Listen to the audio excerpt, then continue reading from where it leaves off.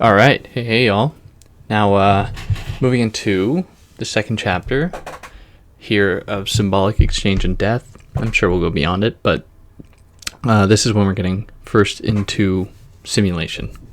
So this is the first time, so 1976, 5 years before the 81 release of Simulacra and Simulation, that Baudrillard lays out, what exactly simulation means to him. And what he says here is very much similar to what he ends up saying in Simulacra and Simulation, but they accompany each other pretty well. And it's odd because there are two books between this one and Simulacra and Simulation. As to why he didn't just proceed with this idea from 76 here is a mystery to me, but yeah, this is what we have. Anyways, he begins it by immediately laying out the three stages of it, where he says that there are three orders, and they run parallel to the successive mutations of the law of value since the Renaissance. So the first one, the counterfeit, which is the dominant schema in the classical period, from the Renaissance to the Industrial Revolution. The second is production, which is the dominant schema in the industrial era. The third is simulation, which is the dominant schema in the current code-governed phase. So if we think back again, we can think of the code as being that kind of realization of truth, if you will, through the science, institutional validity or whatever, that places on a certain given societal framework or whatever, at least the image or the illusion of a certain validity that transcends any sort of given superstition or anything of that sort. Now, what is important to note here is that the three phases, counterfeit, production, and simulation, does not imply that the counterfeit and production are not simulations. And this is indicative, this is apparent with the title, where these are three orders of the simulacrum. Let me turn this down a little bit. Three orders of the simulacrum. So just because the third one is labeled simulation, that does not mean that the other two do not fall under that rubric, don't fall under that schema, or schematic, to be proper. So he specifies by saying that the first order simulacrum operates on the natural law of value, the second order simulacrum operates on the market law of value, and the third order simulacrum on the structural law of value. Now, there's still so much contention as to what that necessarily means, and I can only offer my hypothesis, right? And people go, well, not so much anymore because people don't really care about this stuff, but here's my idea. The counterfeit can be likened to, in a sense, and I think we could turn to Foucault for this, thinking about language and the order of things, just the attachment of any given signifier that signifies a certain thing, right? Certain thing in the world. So how Foucault kind of thinks about that in the order of things, which, I should be discussing on here pretty soon, I think. But, beside the point, is that there are different degrees of relationship between a language, between a word, and the thing it signifies. Now, you have the most clear example that he gives, the onomatopoeia, right? The thing that in language, with the word, is supposed to mirror, supposed to mimic, supposed to emulate, supposed to simulate the thing it's signifying as closely as possible. So I like to think of the counterfeit in that way, the most basic representation of, the given world, which is how it operates on the natural law of value. Whatever that really is, because he doesn't really define what that is, but that's kind of a definition I work with. Like, anyone willing to have a conversation with me about that, we could surely go to much more interesting places, but for now we have that. Production, being the second order of simulation, corresponds to, the relationship between people, culture, society, any of these things, artifacts is perhaps the best example. So how do artifacts play the role of signifying, the thing in the world that they're meant to signify or do whatever? Art would fall under this category. The kind of Kantian location of the beautiful and the sublime, like that whole discussion would fall under the second order simulation. The third one, simulation, third order being simulation, corresponds to the code governed phase. So that's how I defined it earlier, right? The realization of all things, the solidification of ideas, of people, of cultures, of identities in their image form that, despite its claim towards some kind of liberatory opening, corresponds more to a closing. And if we think back to, for a critique of the political economy of the sign in one of the last chapters there, Baudrillard says that the media, I use this example as being the space in which, simulation might be most characteristic of, or that simulation is most indicative of. The media are that doesn't allow a response, right? So you are just endowed with, meaning, kind of washes over you, messages or whatever, and you aren't given that opportunity to respond.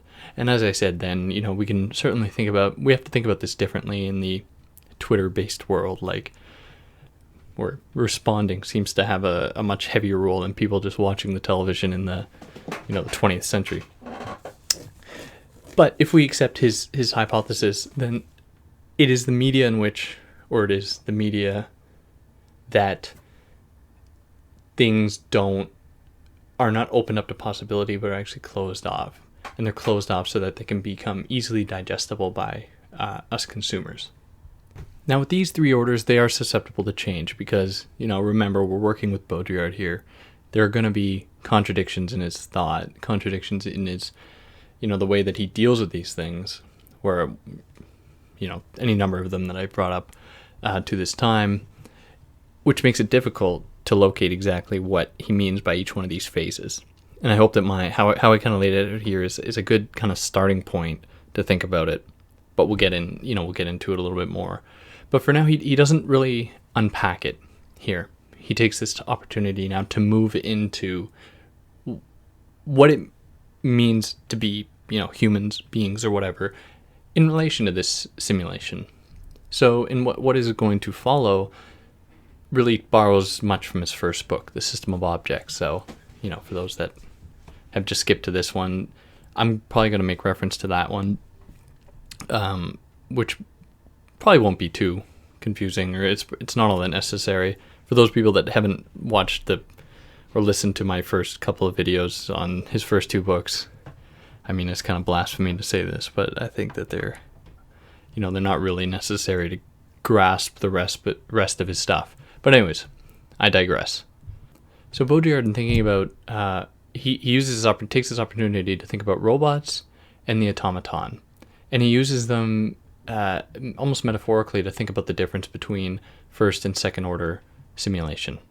So between the automaton and the robot, the automaton corresponds to the theatrical, mechanical, and clockwork counterfeit of man, where the technique is to submit everything to analogy and to the simulacrum effect, whereas the other, the robot, is dominated by a technical principle where the machine has the upper hand and where, with the machine, equivalence is established.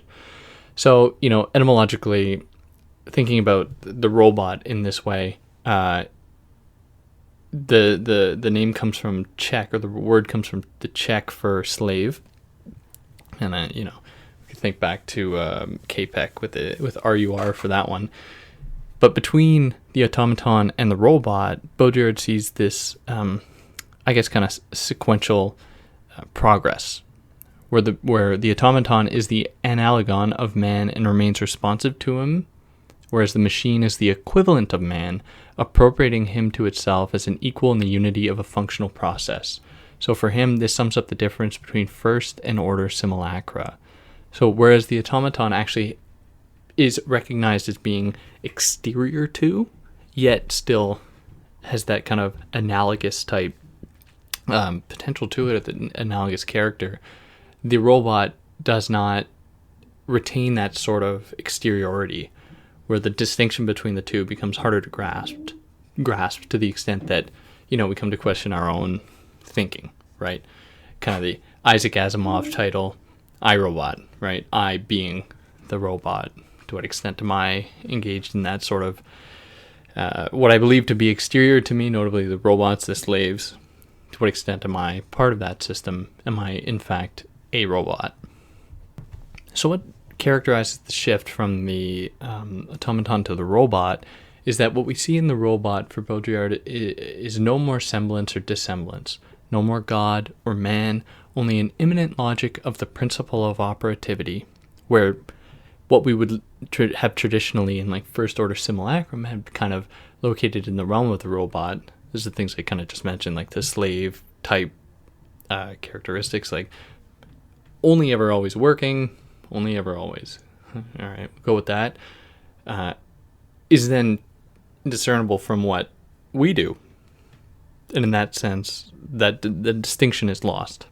So the effect that this had for Baudrillard is that men, as men in this way, only began to proliferate when, with the Industrial Revolution, they took on the status of machines, freed from all semblance, freed from even from their double. They grew increasingly similar to the system of production, of which they were nothing more than the miniaturized equivalent, that microcosm of that same system of production, hence its location within the industrial era, where people, having such a strong rapport with machinery.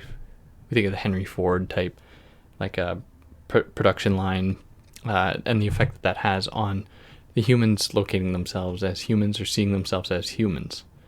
Where it's not as that though that the human disappears, but that the human takes on a radically new form. Hence, Baudrillard's use of the term man. There's still that regrettable term, but the one that's supposed to signify or designate humans. So a greater effect of this is that we see kind of the dissipation of any kind of original referent. Not to say that such a thing ever really necessarily existed, but that in first order simulation, how there was still that idea of analogy, how there was still that kind of differentiation between the human and the robot. Because we have lost that, we see the facilitation of the general law of equivalence. That is to say, in his words, the very possibility of production. So with this being said, how the proliferation of humans comes to occur is not necessarily through production but reproduction. So he's coming back to what he was saying in the first chapter about how reproduction takes over. And for him, the critical analyses that developed of that sort of system were indicative of Benjamin and McLuhan, where he says that, Benjamin was also the first, with McLuhan after him, to grasp technology as a medium rather than a productive force, at which point the Marxian analysis retreats as the form and principle of an entirely new generation of meaning. So this is because Benjamin was the first to draw out the essential implications of the principle of reproduction. He shows that reproduction absorbs the process of production, changes its goals, and alters the status of the product and the producer. So in this way, Baudrillard's trying to say that Marxism kind of missed the mark and was trying to apply an analysis to something that had disappeared, right? When there was still something of a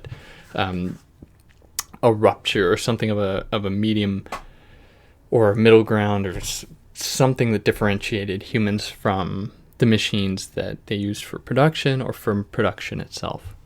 So the shift between then second order simulation or second order simulacra and third order simulacra it's kind of difficult to grasp.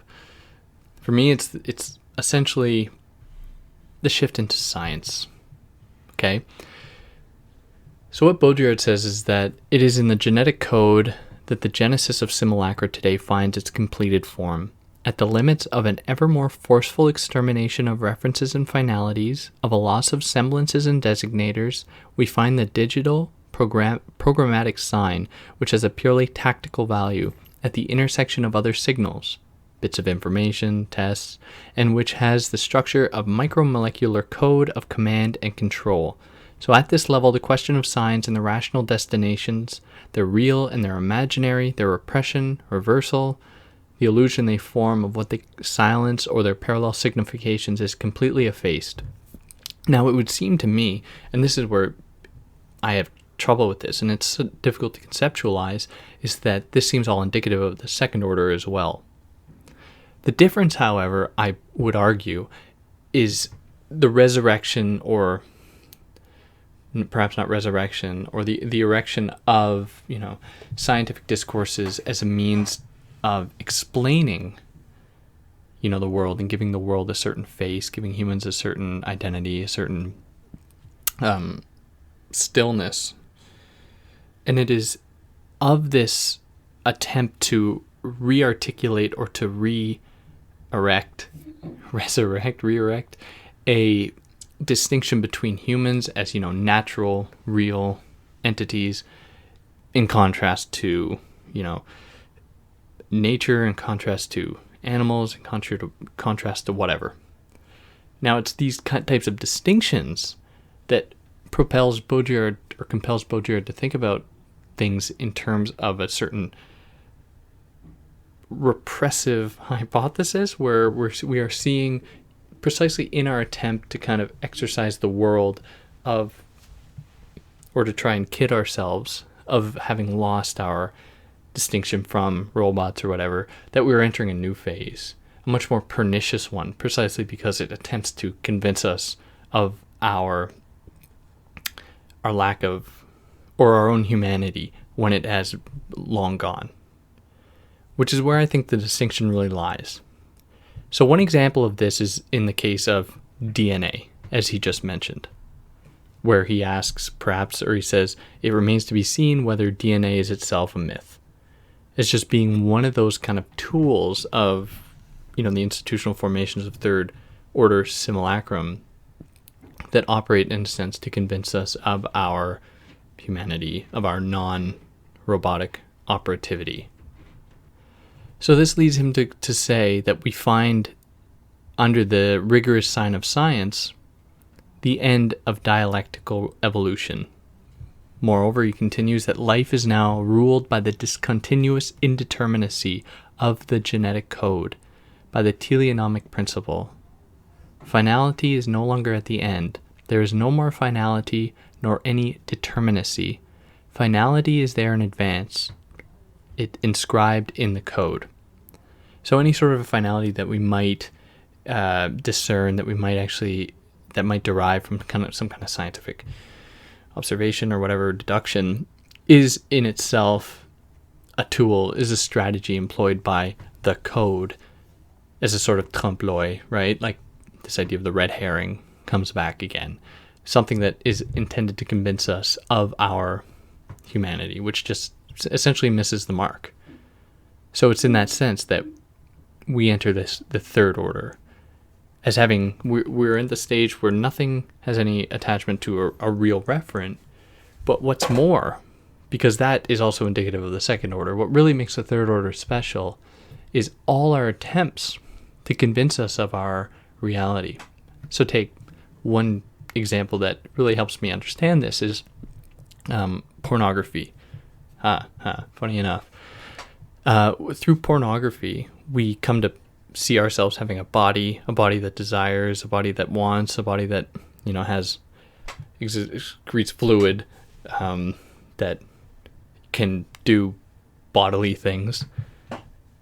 And it is in that hyperreal demonstration of sex, sexuality, of bodies, that we are not actually convincing ourselves, or not actually making apparent our connection to some kind of natural body, but we are only becoming acquiescent with the hyperreal version of that body.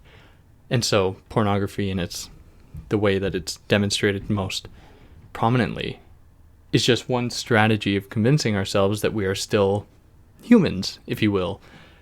And of course, many discourses surrounding that still permeate, right? Justifications for very terrible acts being located in some kind of evolutionary paradigm, or the naturality of humankind that erases, the kind of linguistic stuff that develops over top of whatever we'd call nature. So I just use pornography as one example of that at least for me kind of helps to think about what Baudrillard is getting at with this third order simulation. So then Baudrillard quotes Nietzsche, who says that, down with all hypotheses that have allowed belief in a real world, where we cannot fall prey to these Apollinian, to try and use some Nietzsche type vernacular, kind of Apollinian discourses to try and grasp the foundations of the world, because these things are much more complicated. They're much more elusive. They're in many ways can be imaginary. They can be mystical. They can belong to the realm of magic that doesn't lend itself to a clear Apollo-like Socratic method analysis. It's his whole project in The Birth of Tragedy.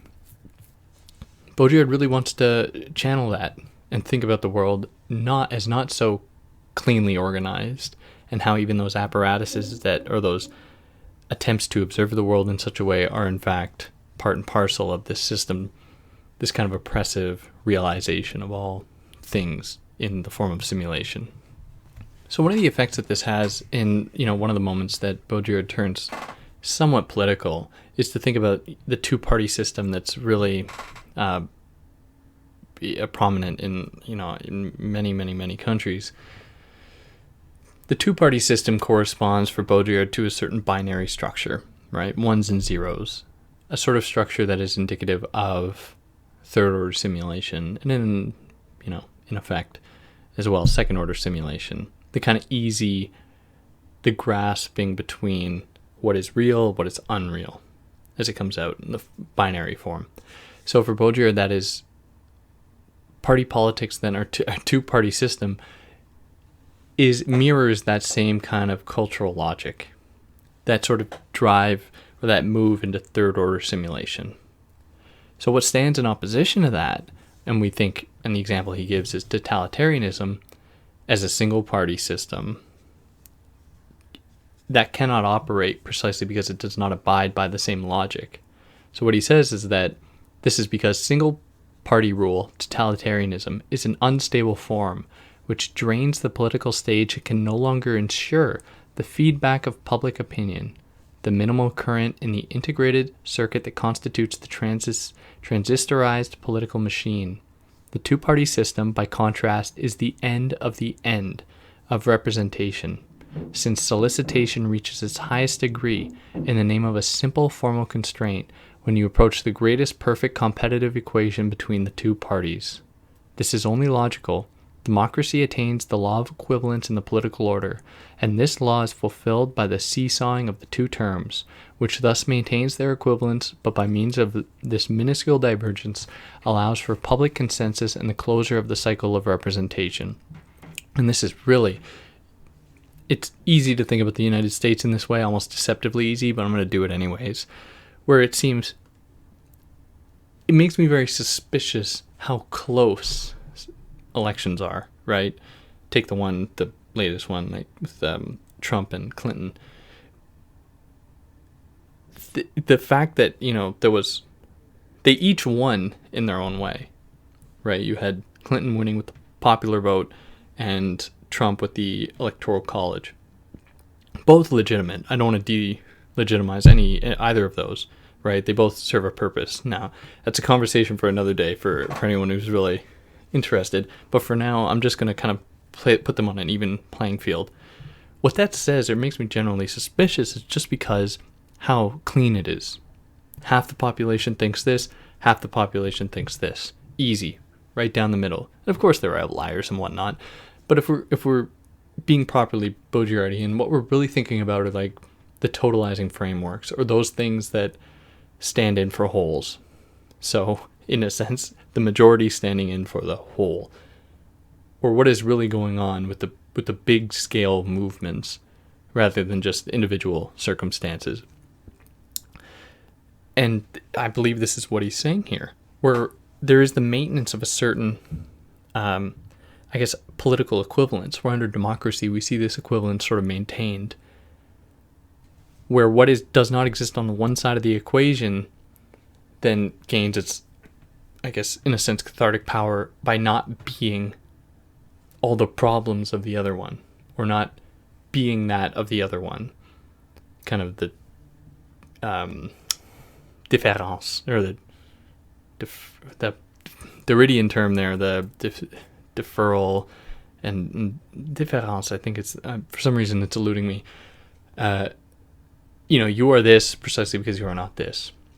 Now it's this split, this clean split that makes Baudrillard suspicious, and it works really well in the context of his argument, thinking about third order simulation in relation to some kind of binary structure.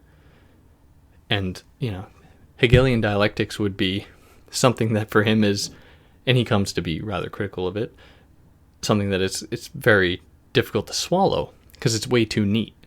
It doesn't account for all those moments that, or the different possibilities that are possible. Not to say that Baudrillard advocates for these possibilities to actually come about, or that they even can, but that we see the closing off, the foreclosure of such possibilities in this third order simulation. So with this, he says that 2 superpowers are necessary in order to keep the universe under control. A single empire would crumble by itself. The balance of terror merely allows regulated oppositions to be put in place, for strategy is structural, never atomic, and moreover, in every domain, duopoly is the completed stage of monopoly. Because if you have a single form of power, a single locus for which, all ails, all, mishaps, all suffering can be placed, then you are going to see it inevitably crumble. Kind of absolute power paradigm. Whereas if you maintain an oppositionary type structure, I may have made that word up, a binary type system, then what you can actually see is, or what you may see is actually, the people turning against themselves. Kind of class analysis here is certainly possible, or Marxist analysis of class, where rather than thinking about, the very condition of there only being 2 parties or 2 options, very restricted, instead of thinking about that, it's thinking about how your party is the best, and it stands in opposition to that other one, when this is all just part and parcel of this kind of systemic law of equivalence, or third order simulation.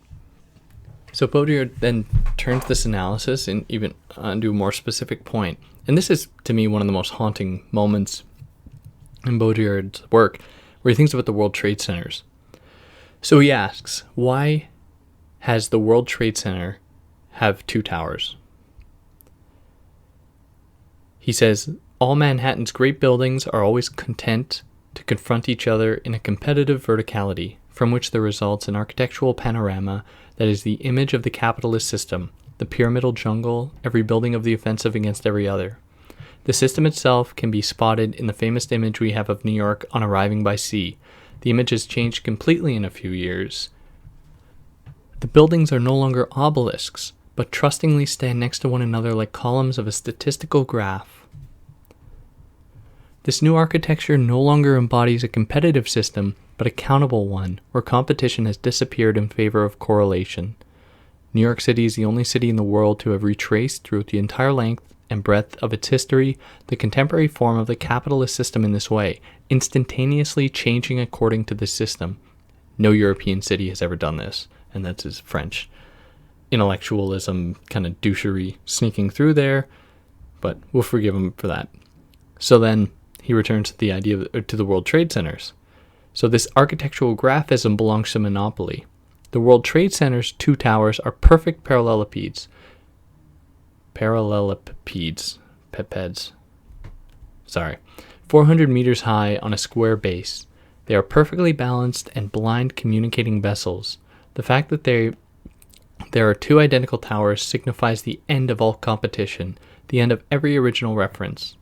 So paradoxically, if there were only one tower, that is, the World Trade Center would not embody the monopoly, since we have seen that it becomes stable in a dual form. For the sign to remain pure, it must become its own double. This doubling of the sign really put an end to what it designated. So, sorry for reading that long passage, but it's an important one, where he's stating that because we are seeing, we see the end of all competition, right? The kind of move from the capitalist mode to this hyper-capitalist one, or what we may regrettably call as such, because for lack of a better term, he says that the Twin Towers and having, being the exact same building, marks an end of all competition. That duopoly, or that kind of dual system, is in itself the greatest form of monopoly.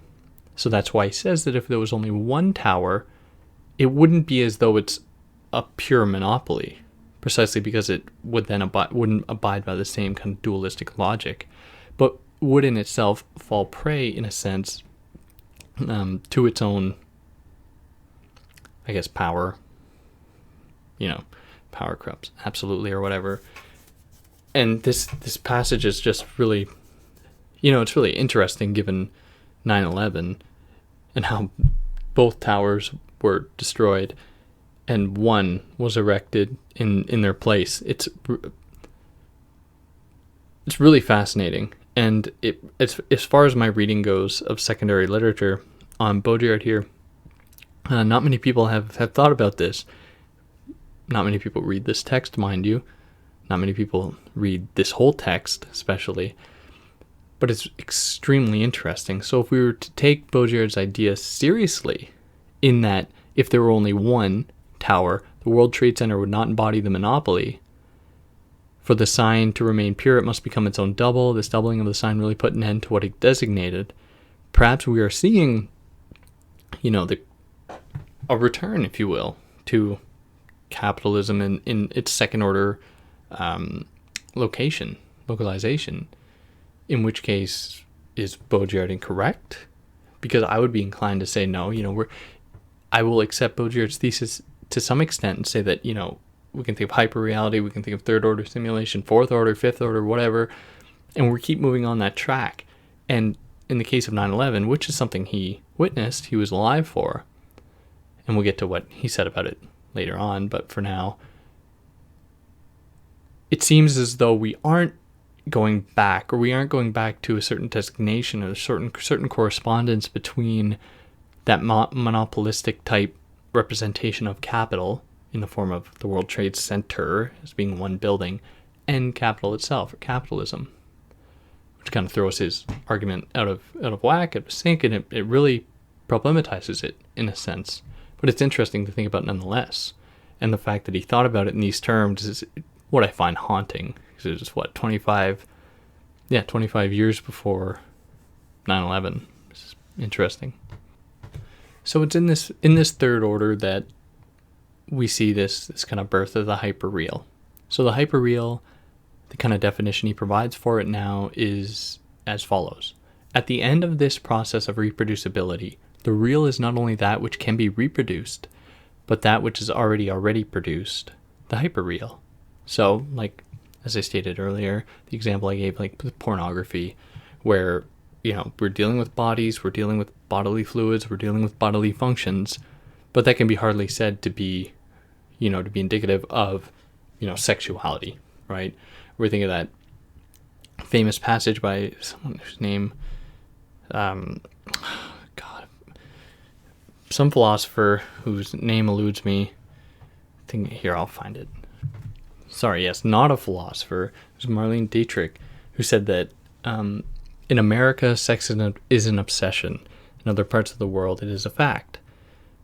So, thinking about America in this way, an extremely fascinating territory for Baudrillard, it makes sense that America being that space of hyperreality, par excellence, would be the space in which sex is what we're obsessed with. And this goes further, obsessed with sports, with working out, with all all these institutional formations that all just serve the purpose of convincing ourselves of our reality, in a sense. And then we have Disneyland or whatever to convince us that, irreality or unreality is over there, or illusion's over there, magic's over there, whereas what lies outside of it is real. But, we'll get to that with simulacra and simulation. So with this being said, I have to really emphasize that reality is not the opposite of hyperreality.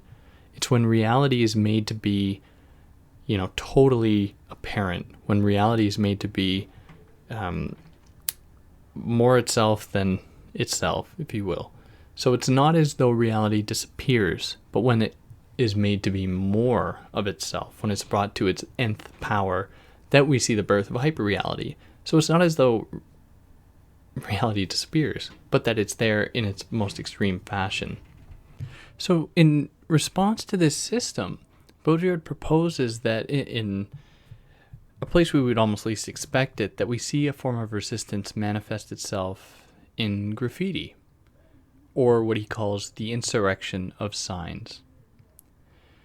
So he states that in the spring of 1972 in New York, a spat of graffiti broke out, which, starting with the ghetto walls and fences, finally overcame subways and buses, lorries and elevators, corridors and monuments, completely covering them in graphics ranging from the rudimentary to the sophisticated. So the graffitiists for Baudrillard, he suggests that they sprang up after the repression of the great urban riots of the 1960s, or the late 1960s,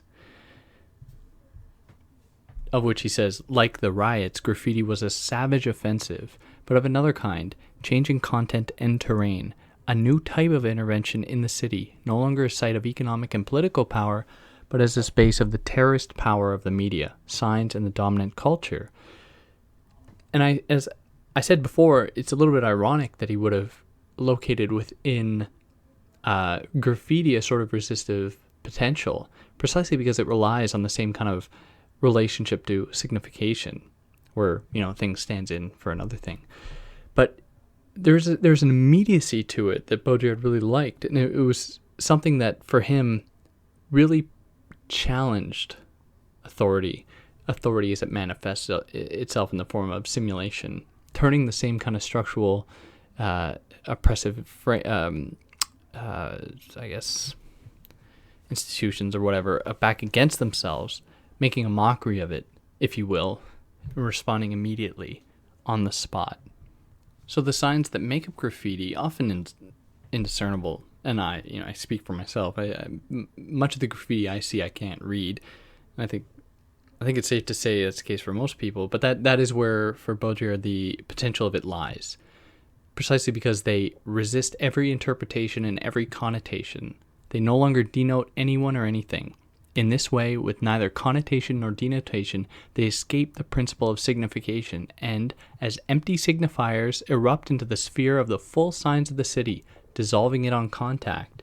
Because remember, what we see from the shift from the second to the third order is that sort of law of equivalence, where things are given, or a sort of meaning or false referentiality is kind of imposed back into the system. And I use the term false referentiality hesitatingly, because again, it's not as though reference ever existed, or the thing there existed, the thing in itself, or whatever. But still, there's something to be said about that, and how the sign makes a mockery of that, kind of reinstating something of a mystery, reinstating the possibility that there are things that just can't be understood, reinstating the Dionysian type, mystery, the illusion of the world.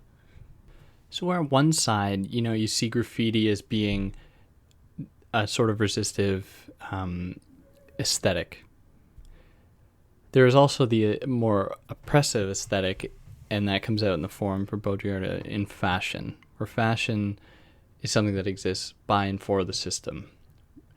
Now, it's important that I preface this by saying that it's nothing wrong with engaging in fashion, right? It's just what people do. But to craft a theory, a radical theory for Baudrillard, would be to, of course, challenge every single domain of its being. So what Baudrillard says of fashion is that where modernity is a code, or at least where modernity kind of houses the potential for the code, fashion is essentially its emblem. So whereas in the code, in modernity, we see the law of equivalence, or the structural law of value, Baudrillard says that contemporary with political economy and like the market, fashion is a universal form. In fashion, all signs are exchanged, just as, on the market, all products come into play as equivalents. So then there remains only the form of general equivalence, and that is fashion itself, where there's, the absolute recognition of signs as relating to other signs, and that is where all of its meaning derives.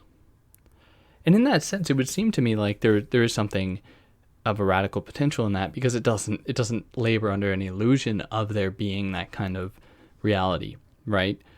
Fashion is in of itself a sort of mystery, right? No one knows where it'll go. No one knows why things have existed as they have. Trends are stubbornly arbitrary, and the way in which they guide and organize social behavior, organization, cultural stuff, really, I guess, injects this sort of mystery, I think. So I think in a sense Baudrillard is wrong here, in that the way he looks down upon fashion, it seems to me like it's something to be happy about, in a sense, where it doesn't take at its core some kind of transcendental property that connects itself with some kind of reality that exists outside of the realm of simulation. But that's just me. That's just me reading him here. Because, like he said of Mauss, like he said of Marx and Freud, we must read Baudrillard against Baudrillard. We must forget him, if you will. But he says of it that it is almost that attachment to signification that from which it derives its oppressive potential, or its oppressive power, energy. He says that it is the utter absurdity, the formal futility of the sign of fashion, the perfection of a system where nothing is any longer exchanged against the real. It is the arbitrariness of this sign, at the same time as its absolute coherence, constrained to a total relativity with other signs, that makes for its contagious virulence, and at the same time its collective enjoyment. But I would still maintain that, and especially thinking about his work later on, which I'll make when I get to later texts like the Perfect Crime and The Illusion of the End and so on, it's interesting to think back at some of his ideas here, because it's easy to read in him now like this, some kind of just a general conservatism, just a general disavowal of everything that doesn't abide by like a high culture type paradigm, like Adorno's critique of jazz as one thing, which is in my mind just a thinly veiled critique of blackness, but that's neither here nor there. Well, it's pretty fucking important, but it's not something I'll get into now. But I think we should be weary of what Baudrillard is doing here, and I hope that people will take me to task on this and perhaps we'll try to redeem him in this way. But anyways, keep going. But where I could see fashion playing some sort of repressive function in its hiding, in its veiling of the body, and in doing so, I think it's inadvertent, but it inscribes on the body a sort of naturality, a sort of the kind of originary thing on which fashion exists, or fashion places itself. So fashion kind of takes over that space. Now this is opens up many problems, because then how do you think of fashion as not just taking over and becoming like the body, or becoming the more real than real, or the mask in Deleuze? What role does it necessarily play? So Baudrillard says he wants to think of it as the body as not stopping at the porous skin, full of holes and orifices. Only metaphysics institutes it as the borderline of the body. So the skin itself is defined not as nudity, but as an erogenous zone, a sensuous medium of contact and exchange, a metabolism of absorption and excretion. So then he gives the example of a James Bond film, Goldfinger, where he says that in it, a woman is painted in gold, all her orifices are blocked up in a radical makeup, making her body a flawless phallus. That the makeup should be gold only emphasizes the homology with political economy, which of course amounts to death. So the nude gold varnished playgirl will die by having incarnated to an absurd extent the fanaticism of the erotic. But this is the case for every skin and functional aesthetics in the mass culture of the body. So body-hugging tights, girdles, stockings, gloves, dresses, and clothes, not to mention suntans, the leitmotif of the second skin, and the transparent pellicle always come to vitrify the body, or to reify it in a sense, where I think fashion just serves that function, right? Where we think fashion is just being this thing that signs against other signs, has no meaning, has no connection to a fundamental referentiality, but in a sense is complicit with the generation of that sort of referentiality, which is, remember, distinct quality of third order simulacrum, the kind of construction of these zones of supposed reality or artificial reality. So what we see then is a utopia of nudity, of the body present in its truth. This is at most the ideology of the body that can be represented. So then, it is one of the ideas that pervades, at least in the time he was writing this, kind of following it during the Quiet Revolution. The idea is to liberate the body as such, in accordance with naturalist illusions, which is deliberated as repressed, or suggest that it is a repressed thing, emphasizing the idea of there being this like unconscious that exists beneath the skin, just as the skin exists beneath fashion, kind of layering these things, kind of concentric circles, right? Where at the middle is the reality, is the truth that with enough kind of archaeological excavation we can get to the bottom of it, which Baudrillard wants to deter against, and how the concentric circles that fall outside of it only simulate the fact that there's nothing underneath, that all it does, or simulates the fact that there is something underneath that tries to convince us that there was once this thing that exists deep down that we can actually get back to.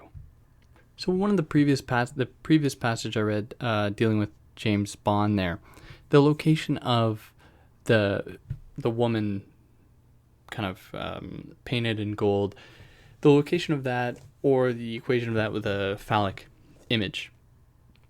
This is something that we'll unpack more in Seduction, his not the next book, but the one that followed that one.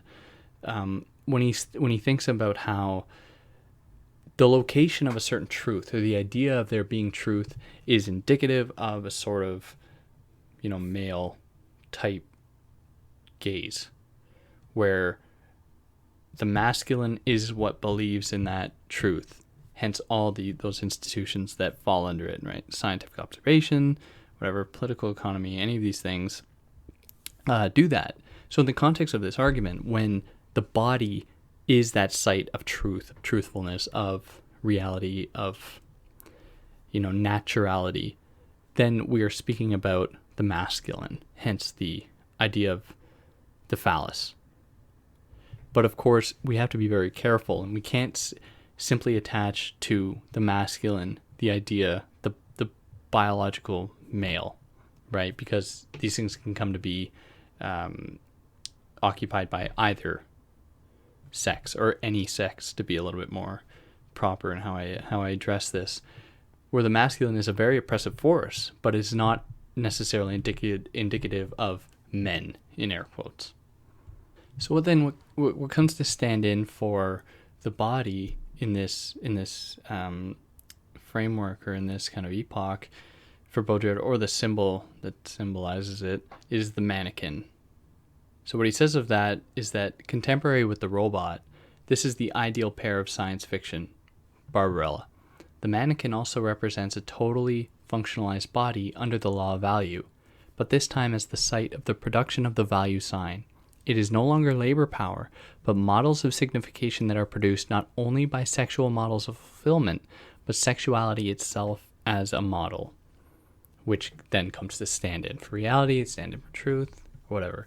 And the mannequin is interesting, especially in his equation with the robot and the idea of science fiction, because Ursula K. Le Guin has a nice short story called Mannequin. Doesn't actually have any sci-fi themes, but it thinks about how, where does woman end and mannequin begin?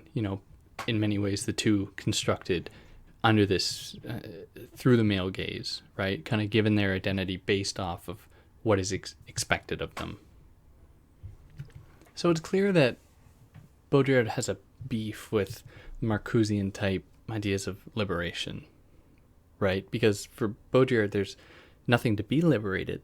In fact, we're seeing this liberation in the hyperreal forms in which they're then kind of retroactively constructed, where in the sign system, we retroactively construct there having been a body, a unitary type body system, body machine, and then from there houses the radical potential for the emancipation of that thing and, the anti-capitalist, anti-colonial,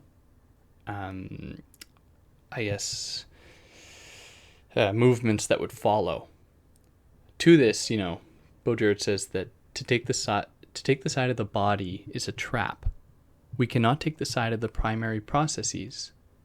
This remains a secondary illusion, in that it works precisely in that same framework. It is part and parcel of this system to think about there being, that originary type entity, and that by emancipating it, you open up the domain for this possible, reevaluation. Stuff that I've been covering pretty steadily so far.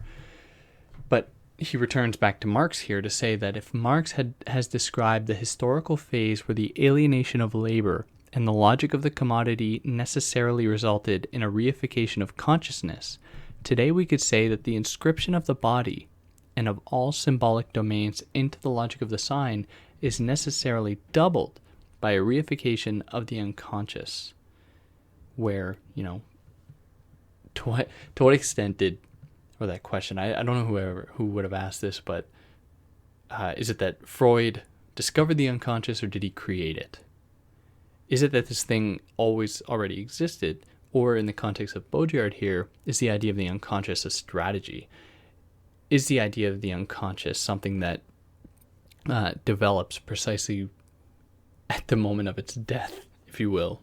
Not to suggest that it ever existed, but at the point that it could never actually exist, and that its existence is only in the service of the same oppressive frameworks that, as indicative of Marcuse, they've been trying to extract from the unconscious. So what he says is that from now on, liberated subjectivity is exhausted in inscribing itself as a positivity in the exercise of eros, the pleasure principle, which is simply the reification of the libido as the model of fulfillment. There is a new reason here, opening the way to an unlimited finality of the subject, and so there is no longer any difference between sexual escalation and the scheme of indefinite social growth, of the liberation of the forces of production. Both evolve according to the same movement, both equally destined for failure in accordance with the irrevocable reflex of a death drive they thought they could conjure away. So it's on that note, I think I'll have to wrap this one up here, because it would be moving into the next chapter, which we'll be getting into, death, finally. This is when he starts to shift gears, and we're gonna, if I sound like a broken record, I'm sorry, but this is the point that we're gonna start to see a shift. And I don't know if I could possibly encapsulate this in one more video. It'd probably take 2, unfortunately. But anyways, for those that listened throughout up until this point, thank you. And please, if you have any beef to pick with me, you know how to leave it. I've been hesitant to, say, please subscribe, but I've been pretty consistent in putting up videos here. I didn't know how consistent I would be, and I would actually deter people from subscribing, because then it would just be another subscription they get the one video every 5 or 6 months, and then they're like, oh, forget it, like, I'm not interested in this. But I feel like many people are kind of not necessarily waiting, but I think that the most views and stuff will come with Baudrillard's most popular work. But what I'm, the few people that actually make it to the end of this and are listening to this, I'm not really interested in, getting views or doing what people necessarily want. I'm really interested in Baudrillard here and the other theorists we cover, or I cover, because it's really just about the distribution of these ideas and thinking about it in a critical way, and going against Baudrillard and allowing for a response in the form of comments. Limited response, albeit, but I'm very much open to them. But anyways, for those that listen, thank you very much, and I hope to see you again soon.